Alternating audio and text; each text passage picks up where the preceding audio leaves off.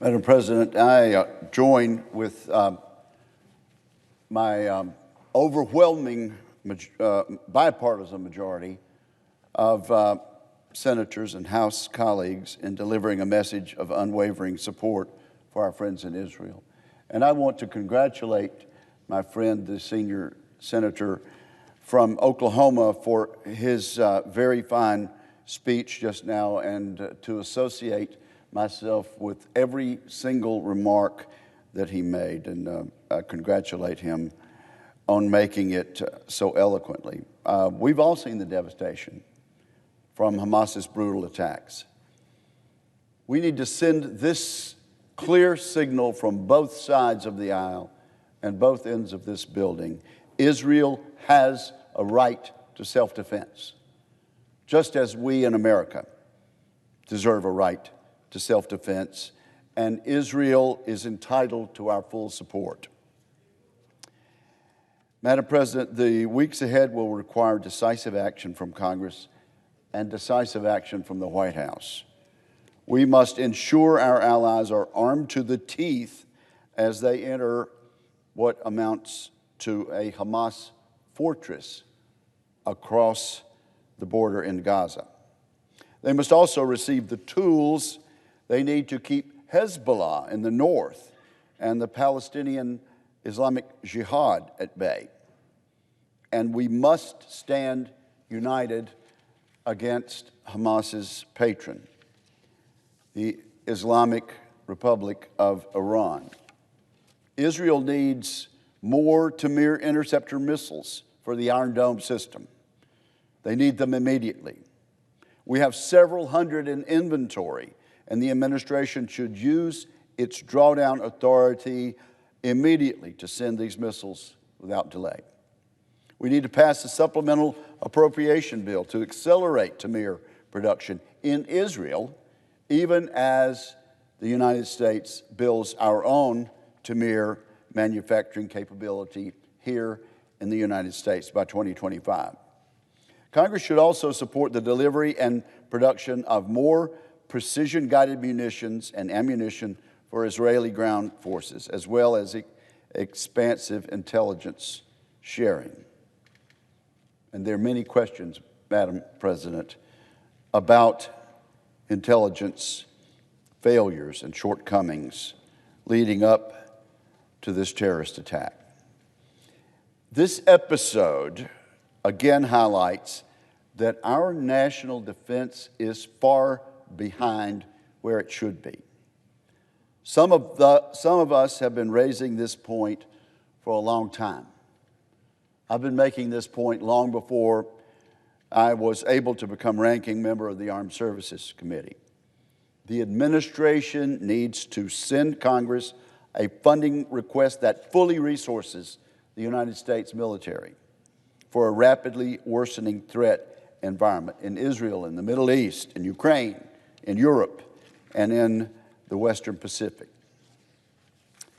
For over 7.5 decades, Israel has made every effort simply to be a peaceful democracy in a dangerous area of the world. Hamas wants to end the nation of Israel. That is part of their charter. It's in writing. That is their goal. And, our fellow American citizens are also victims of the Hamas violence. We've lost more than 20 fellow Americans to these terrorists. And of course, we know that some are being held captive. Millions of Americans are praying today that they come home. The people of Israel know that there can be no return to the pre-war status quo.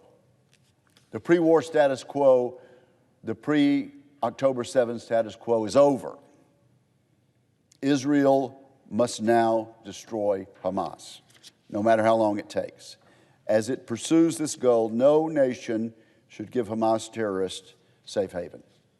Iran should not give Hamas terrorists safe haven. Tehran's support for this war makes one thing clear. We successfully deter bad actors only through unmistakable signals of American strength. We need to return to the maximum pressure policies of the previous Trump administration. And we can match that financial pressure with a heightened defense posture in the region. We must also examine why Iran and its proxies believed they could get away with this heinous massacre. We know, for example, that the Biden administration's Iran policy, and this pains me to say, Madam President, the Iran policy was led by individuals who were actually part of an Iranian government information operation. One of those individuals has been relieved. Another of those individuals, Dr. Ariane Tabatabai, inexplicably remains in the office of the Secretary of Defense. 30 senators have joined me in a letter asking for answers on this. We need answers now on why this is still allowed to happen and what steps the administration will take to remediate it. We should support the continued Arab-Israeli peace efforts, which President Trump initiated through the Abraham Accords. While I disagree with many of the Biden administration's Middle East policies, I strongly support the recent Saudi-Israeli peace initiative. Hamas clearly hopes their terrorist attacks will grind this process to a halt. I'm grateful that many of our Arab partners, in the face of extreme pressure and hardship, still see the true nature of Hamas today. They understand that Hamas is an Iranian-backed terrorist organization who wants to wipe Israel off the face of the map. Many of our Arab partners have fought and defeated similar organizations like Hamas within their own borders. So I urge the Biden administration today to emphasize the shared Arab-Israeli interest in Hamas's defeat so that Arab-Israeli peace efforts can continue to progress. And finally, let me say this, Madam President. I can state with confidence that the people of my state are with Israel. My office has received a remarkable outpouring of support for Israel from the people across Mississippi. We express that support in word and deed. The 3 flagship Navy corvettes of the Israeli battle fleet were built by the skilled craftsmen of our Mississippi shipyards. Think about that.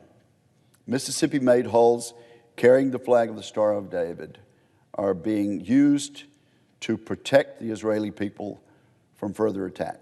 That's just one example of our common cause. With the people of Mississippi and with the overwhelming majority of senators on both sides of the aisle, I call upon all of us to stand united in support of an Israeli victory.